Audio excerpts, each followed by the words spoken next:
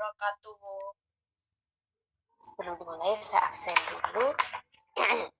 Ini kelas ya tanggal 23. Katarina Hadir Ibu. Adriana Hadir Ibu. Angri Lika Hadir Ibu. Angeliana Angliana Bu. ya Angeliana ada Ada Bu. Angelina Putri Hadir Ibu. Apliana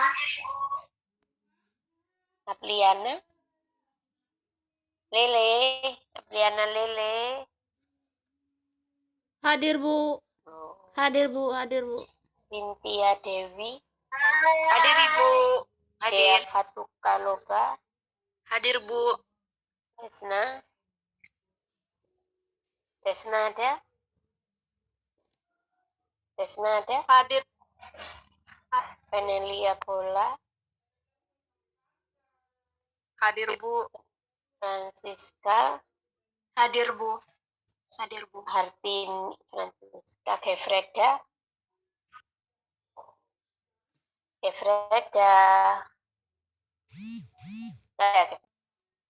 bahwa ya dasar-dasar epidemiologi itu tergambar yaitu dalam 3 segitiga epidemiologi antara yang satu dengan yang lainnya itu saling keterkaitan. Coba Anda sebutkan, Anda jelaskan kira-kira segitiga epidemiologi itu ada apa saja? Saya Bu Cynthia Dewi menjawab. Oke, tak tulis dulu Tiga harinya Cynthia Dewi ya.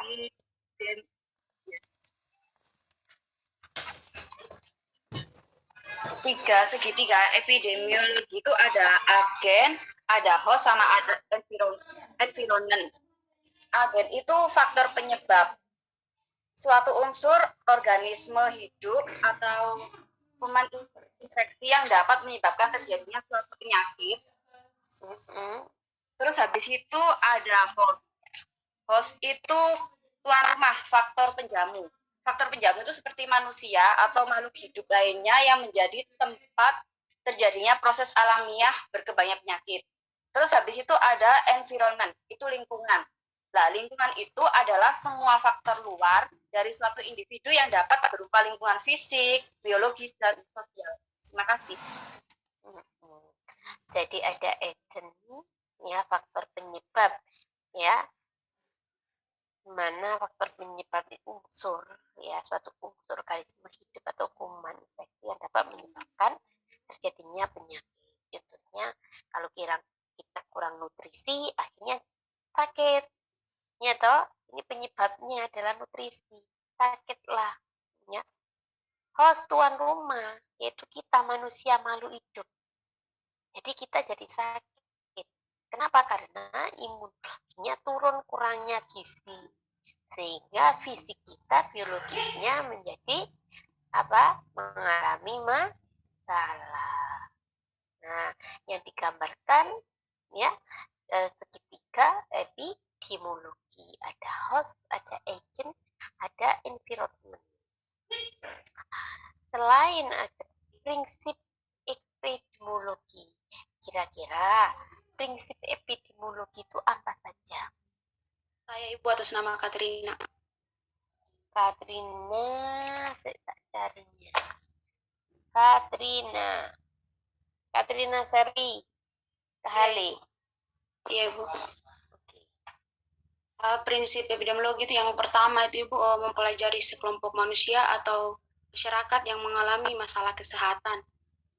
Yang kedua, menunjukkan kepada banyaknya masalah kesehatan yang ditemukan pada kelompok manusia yang dinyatakan dengan frekuensi mutlak atau rasio.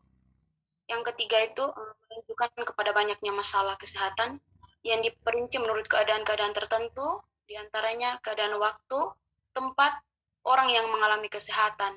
Yang keempat itu merupakan rangkaian kegiatan tertentu yang dilakukan untuk mengkaji masalah-masalah kesehatan sehingga diperoleh kejelasan dari masalah tersebut.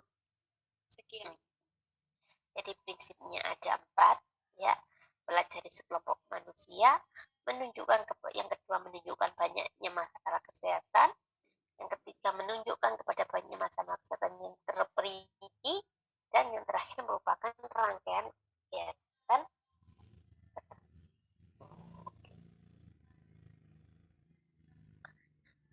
Satu lagi. Ya.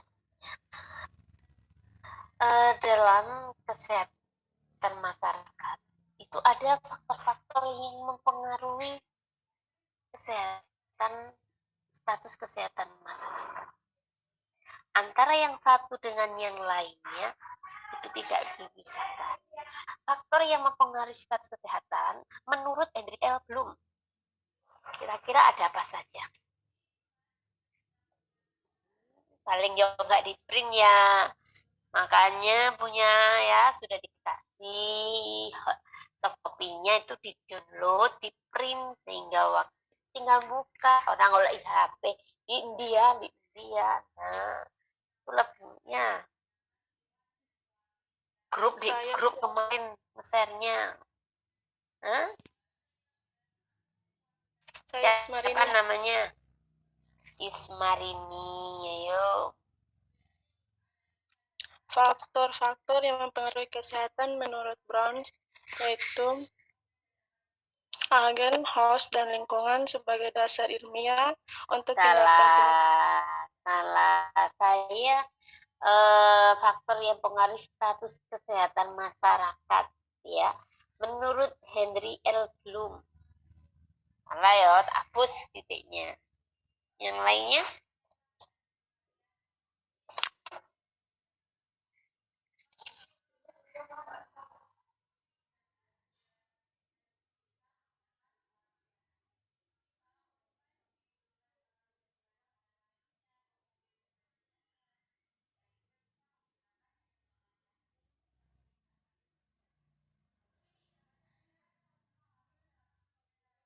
Ayo, Rek. Nah, terus piye ini? Akang sudah ngeprint, tak tanya wis. Kamu sudah download, sudah kamu print ada? Belum Ibu. Sudah berapa kali kamu ini pertemuan kok ya ora di print? Belajar ya kesulitan. Jadi di print tiap dapat soft copy itu di print, ditumpuk nanti dijilid jadi satu. Sementara di klip dulu. Nanti setelah selesai pembelajaran kamu punya bukunya, punya handoutnya, disimpan. Ojo buntu softtek. Ya, disimpan. Itu loh, jangan di dulu di HP aja nanti belajar ya. Ya, HP terus lampu baterai ini habis gara-gara main itu. Ayo main apa namanya IG gak jadi belajar deh, lampu mati ya, di print dapat sedikit, di print 3 di print digabungkan gitu loh caranya. Nggak kamu taruh laptop, masuk kamu belajar kata oyong-oyong laptop kemana-kemana bawa laptop. Ya, Ya, Ibu. ada kuis nggak bingung cari di HP. Langsung buka headotnya.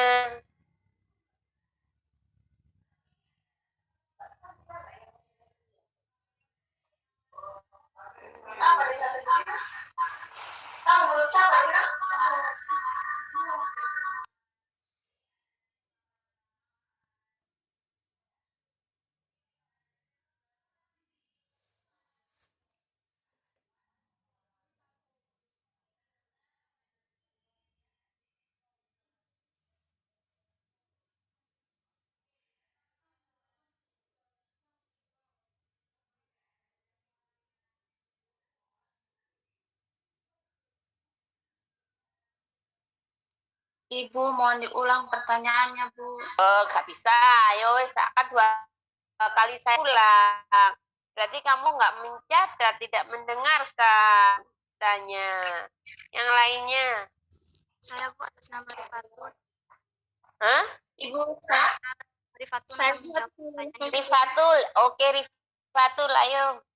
Kayaknya pagi-pagi ini perlu semangat nih. Ayo, Menurut Henry, Rifatul. menurut Hendrik L. Bloom, ada 4 faktor yang mempengaruhi kesehatan Oke. manusia. Mm. 1. Faktor perilaku. Mm. 2. Faktor lingkungan. 3. Faktor pelayanan kesehatan. 4. Faktor keturunan. Mm. Ya dijelas nota. Piye, piye. Ayo. Jadi mana? Faktor perilaku sangat berperan penting dalam Dulukan. Berarti kamu nggak baca keturunan itu apa dulu? Pelayanan kesehatan, perilaku lingkungan.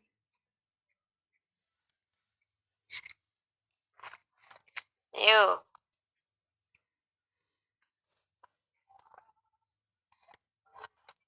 Ibu, saya bisa bantu jelaskan, Bu? Yang untuk Rifatul nanti. Rifatul dulu biar jelaskan. yang keempat dijelaskan satu-satu ya, Bu. Nggak bisa Rifatul menjelaskan. Ini setengah aja nilainya. Ayo. Yang lain yang menjelaskan tadi siapa? Saya, Bu, atas nama Pliana Lele. Apliana Lele, ayo. Satu itu keturunan, adanya resiko penyakit akibat keturunan seperti diabetes dan asma. Terus yang kedua, kelayanan kesehatan, ada tidaknya fankes, keterjangkauan pembiayaan program layanan. Yang ketiga, perilaku, dipengaruhi kebiasaan, kebudayaan, adat istiadat, dan kepercayaan. Yang ketiga, lingkungan fisik atau contohnya sampah, air, udara, tanah, dan perumahan. Kalau sosial, hasil interaksi antara manusia dengan manusia lain, kebudayaan, pendidikan, dan ekonomi. Oke. Ya, itu adalah faktor yang mempengaruhi status kesehatan menurut apa namanya tadi? Henry L. Bloom ya. Tadi di situ ada perilaku. Bahwa perilaku ini bisa mempengaruhi status kesehatan. Disebutkan di situ perilaku salah satunya adalah kebudayaan. Kenapa? Kebudayaan itu bisa mempengaruhi status kesehatan masyarakat.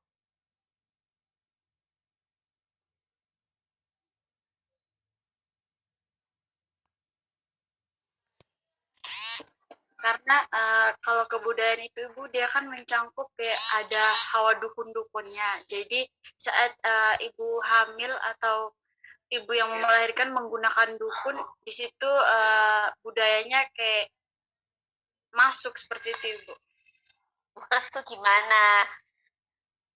Maksudnya dia itu kayak mencangkup dalam contohnya pada saat ibu melahirkan terus dibantu sama dukun. Nah, dukunnya itu kan bukan tenaga medis, dia itu kayak dalam budaya seperti Ada yang lain, ayo.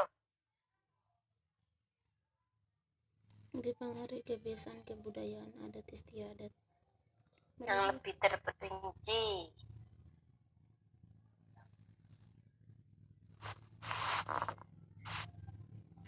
Ada.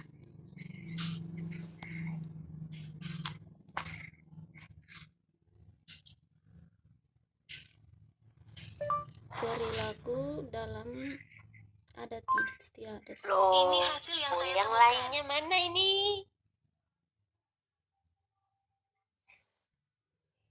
Perilaku dulu ya. dalam adat istiadat. Nilainya tidak murni dari Saya menemukan UTS ini. sama UAS.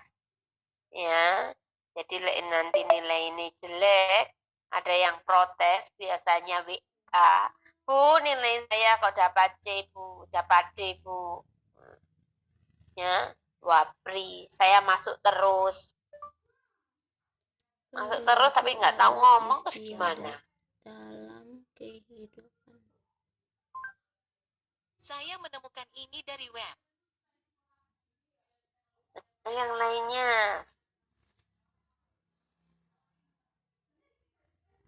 Ini kan dia bilang perilaku dipengaruhi kebiasaan kebudayaan adat istiadat dan kepercayaan. Maksudnya ini tidak tahu. Privatun mau jawab? Privatun? Saya Bu atas nama Melia Oktriani. Oh, Izin. Amelia Oktriani.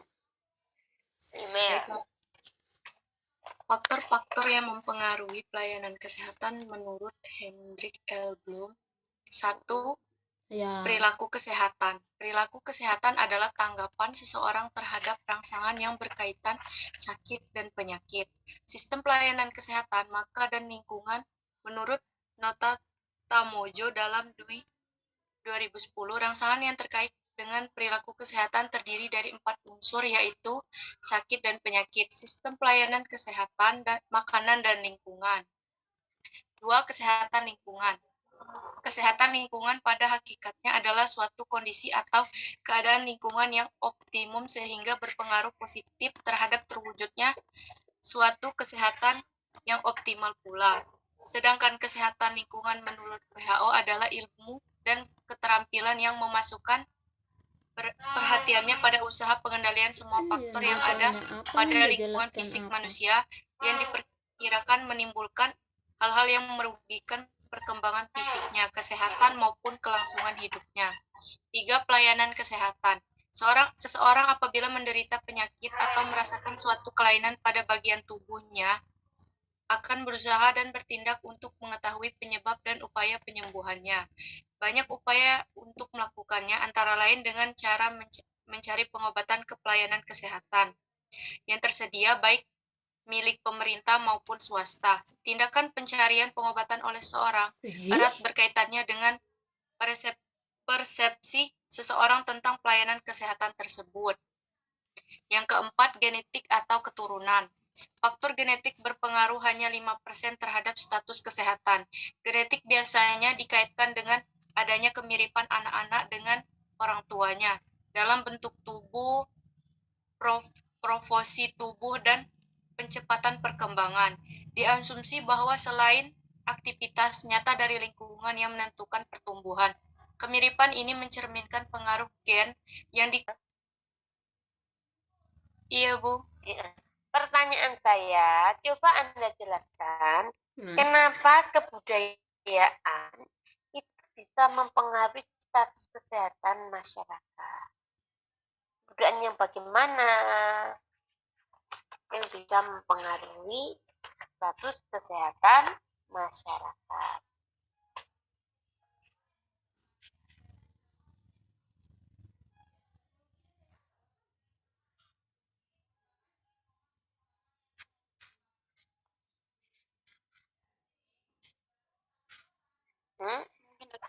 Yang lainnya? Mungkin dari saya, Bu. Ya, Katarina. Ya, Bu. Mengapa kebudayaan ini itu mempengaruhi status kesehatan masyarakat? Kita ketahui bersama, Ibu, di pedesaan pada dahulu kala itu, Ibu, sebelum ada bidan atau tenaga kesehatan yang pastinya di pedesaan atau di bagian itu mereka masih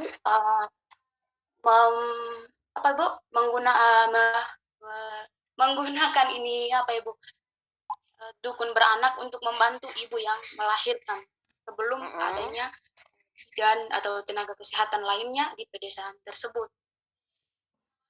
Mohon maaf jika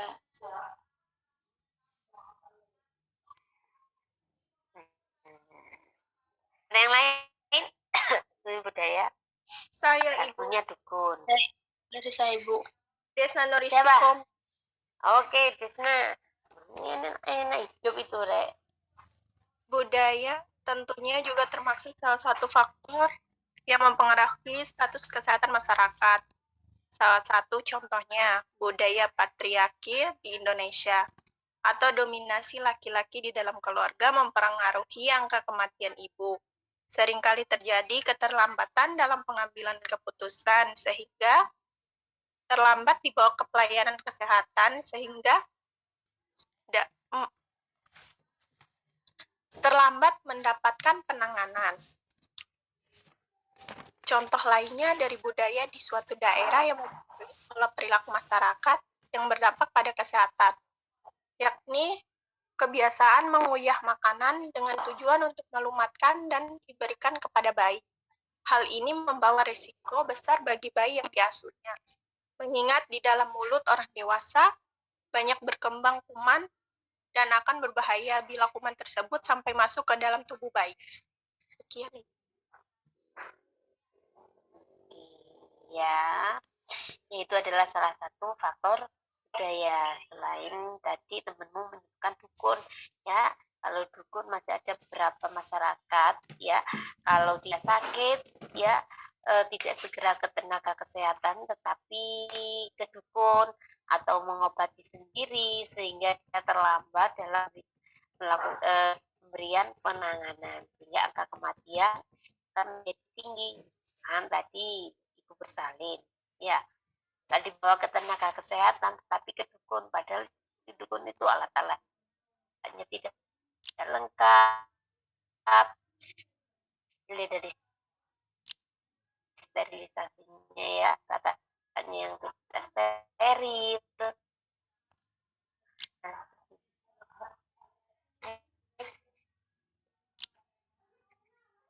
sebentar ya, sebentar.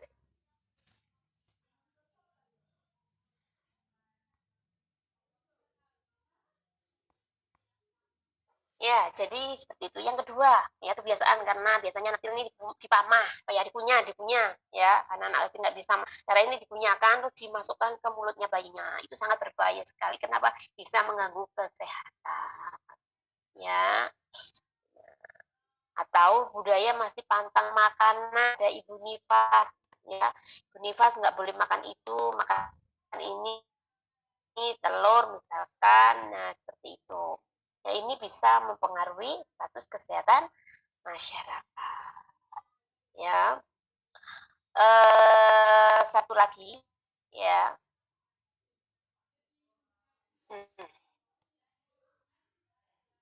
Coba Anda jelaskan tentang sasaran Kismas. Saya buat atas Itu ada apa saja? nama Rambu Priska. Ya, Rambu Nama Rambu Priska. Priska. Oh, silakan Rambu Priska. Sasaran Kesmas itu ada 4, Bu. Yang pertama ada promotif, yaitu kelompok masyarakat sehat. Yang kedua itu ada preventif, kelompok orang dengan risiko tinggi. Yang ketiga ada kuratif, kelompok orang sakit. Dan yang keempat itu rehabilitatif, kelompok orang yang baru sembuh dari.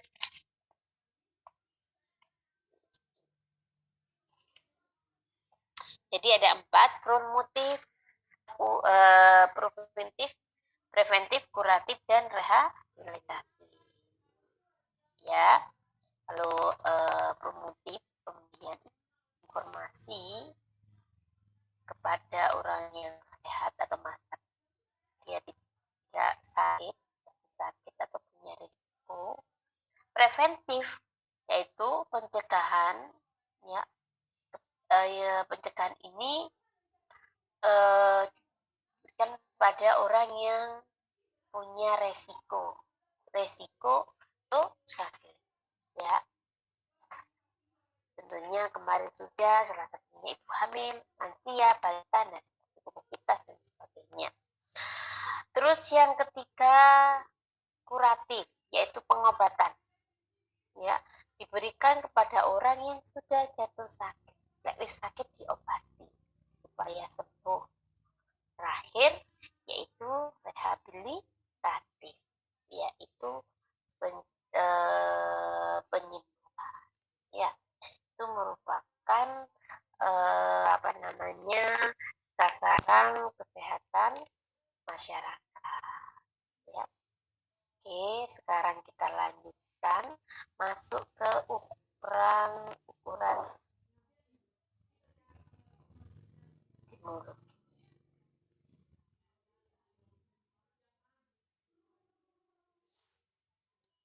Ya, di sini ada ukuran-ukuran dalam imunologi, ya. Yang pertama ada perhitungan frekuensi penyakit, ya. Terus yang kedua ada ukuran morbiditas. Kita akan bahas yang pertama yaitu perhitungan frekuensi. Perhitungan frekuensi penyakit atau rate. Rate itu diartikan besarnya peristiwa yang terjadi terhadap jumlah keseluruhan penduduk di mana peristiwa itu berlangsung dalam suatu waktu tertentu. Nah, rate di sini jadi rate itu besarnya peristiwa yang terjadi terhadap jumlah keseluruhan penduduk yang berlangsung dalam suatu batas waktu tertentu. Nah, rate di sini itu dirumuskan R sama dengan A dibagi A plus B. A jumlah kejadian yang diamati, A plus B adalah populasi yang berisiko.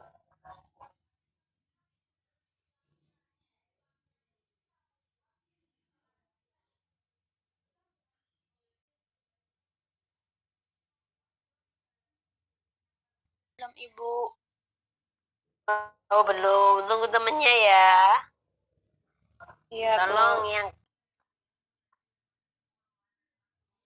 tadi ukuran dalam epidemiologi, ya, itu ada perhitungan frekuensi penyakit, ya. Perhitungan frekuensi penyakit itu ada rate. Rate itu diartikan besarnya peristiwa yang terjadi dalam jumlah keseluruhan penduduk di mana peristiwa itu berlangsung dalam suatu waktu tertentu. Yang dirumuskan rate sama dengan jumlah kejadian yang diamati dibagi populasi yang berisiko. Misalkan jumlah kejadian yang diamati berapa jumlahnya, dibagilah populasi yang berisiko itu di suatu daerah itu berapa. Nah, nanti tahu hasilnya rate-nya berapa, ya. Itu adalah penghitungan rate. Yang kedua ada rasio, ya, perbandingan. Di situ rasio merupakan perbandingan dari dua nilai kuantitatif, ya. Rasio, ya, contoh di situ dicontohkan, ya, dalam suatu daerah ada kejadian luar biasa yaitu adanya penyakit tipes. Jumlah penderita laki-laki sebanyak 30 orang yang menderita tipes, perempuannya 15 orang. Maka berapa penderita laki-laki atau perempuan?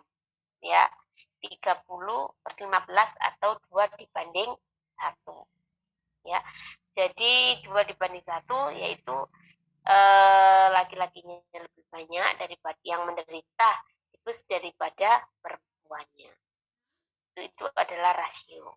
Kalau rate itu rata-rata, tapi kalau rasio itu adalah perbandingan, ya. 2 dibanding 1 30, ya, 30,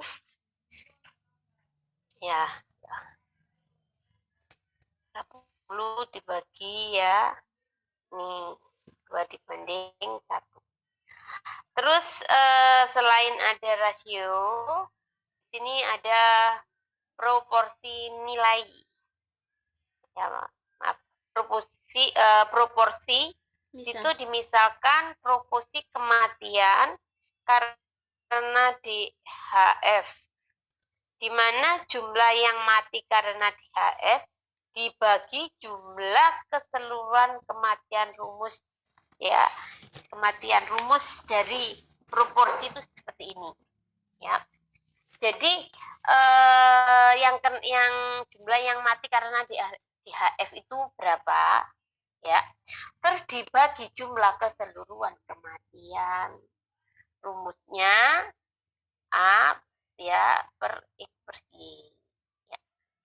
Contohnya di situ, ya, dalam suatu kejadian luar biasa, ya, ada penyakit tipes, jumlah penderita laki-laki sebanyak 30 orang dan jumlah penderita perempuan 15 orang. Berapa? Oh, kok ini contoh proporsi ya ini ya. Ini salah, ini berarti saya kemarin. Ini salah, ini. Ya. Minta hapusnya. Kurang. Bentar ya. Ini rumah aja.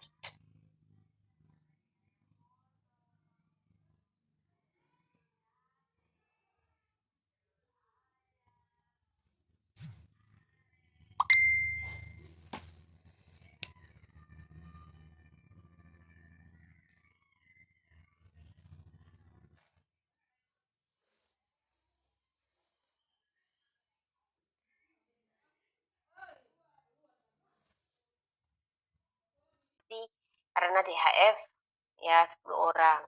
Terus jumlah kematian jumlah seluruh kematian ya itu ada 50. Berarti 10 dibagi 50. Nah, seperti itu nanti akan didapatkan proporsi. Ya.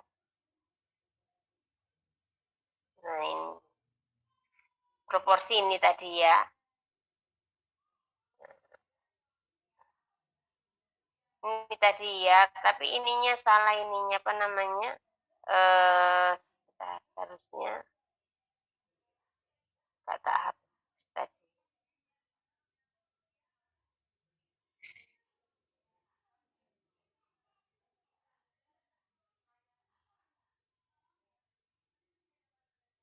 Ini ya. Bener ya. Jadi misalkan yang penderita laki 30, yang jumlah perempuannya 15, berapa proporsi penderita laki-laki? Ya, ini tadi yang penderitanya ya, penderita proporsi. Ini 30 ya.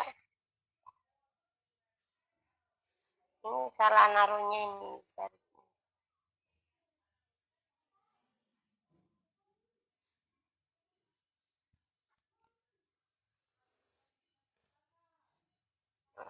Ya. Jadi 30 dikali 100 ya bagi 30 plus 15 sama dengan proporsinya 66,6%. Ini proporsinya. Terus yang kedua, ukuran morbiditas. Yaitu yang pertama ada incident rate ya, di mana incident rate itu insidensi ya adalah jumlah kejadian penyakit atau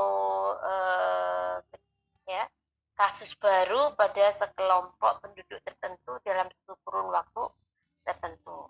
Ini adalah rumusnya angka insidensi, di mana jumlah kejadian dalam waktu tertentu dibagi jumlah populasi ya di waktu tertentu dikali konstanta. Ya. Contohnya seperti ini ya, bisa dibaca ya, ada penderita campak 80 ya, jumlah anak yang punya risiko 8.000. Berapa insiden rate-nya ya? 80 dibagi 8.000 dikali 1.000 ya. Jadi supaya kita itu memudahkan, maka ya. Di atas dibagi 80, 10, di bawah dibagi 80, 8 ribu yaitu 1000. Jadi atau 1000 ya, atau 1000 dibagi 10 dibagi 1000 atau 0,010. Maaf ya, ya 0,1. 10, 10, 80, betul toh? Ya, ini insiden penyakit campak ya.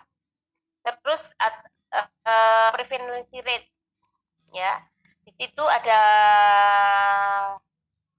yang pertama yaitu ada poin prevalen. Di mana poin prevalen itu jumlah seluruh penderita lama ditambah baru yang ada pada suatu saat tertentu.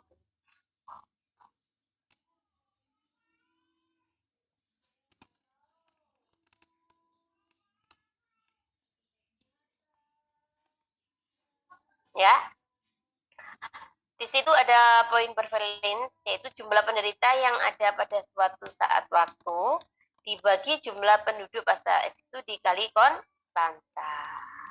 Ya, nah ini dicontohkan, nanti bisa dicek. Ya, ini bukan 0,0110 tapi 4 ya. Nah, ya 0,04 0,010 ya. Ini disederhanakan ya, 98 dibagi 24 dan 24 dibagi 24 ya hasilnya 1000 dikalikan konstanta. Jadi 4/1000 itu sama dengan 0,04 ya. Jadi ini bukan 0,01, salah ini ya, 0,004 ya. Jadi itu salah. Dicoret saja nanti ya. Jadi nanti lebih sederhanakan, jadi 4/1000. 4/1000 itu sama dengan 0,004.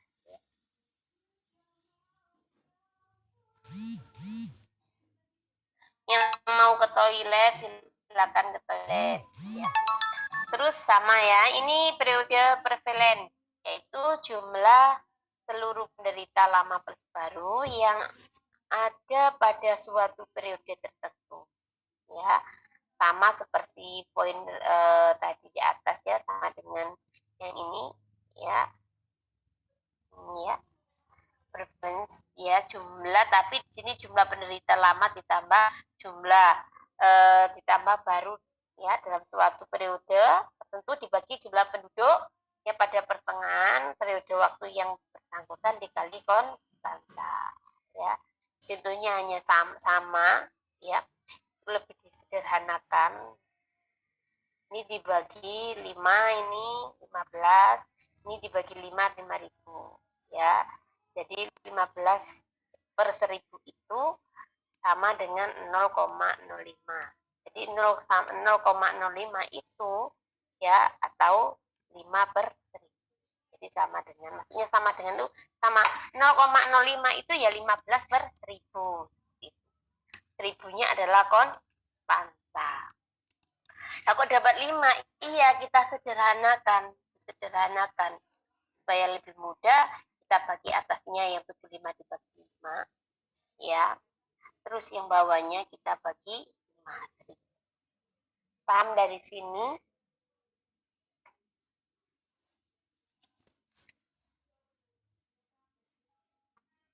Enggak ada ini.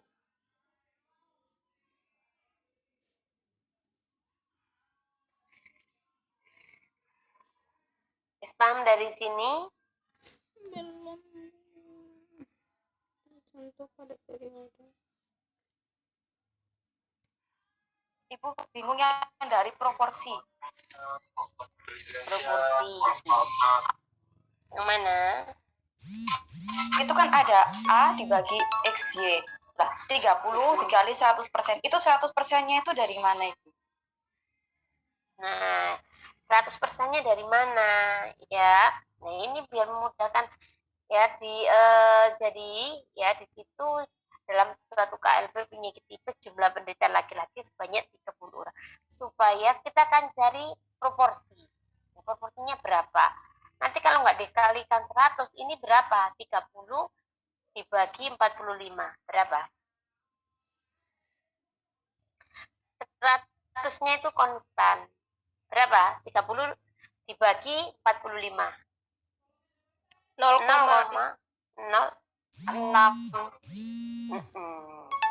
Namanya proporsi itu tadi di sini proporsi itu merupakan apa namanya ya proporsi kematian ini ya DF ya, supaya tidak mendapatkan 0,6 proporsinya dikalikan 100. Ya 100-nya konstan, nggak boleh 50, harus 100%, supaya kita mendapatkan proporsi yaitu 66,6%.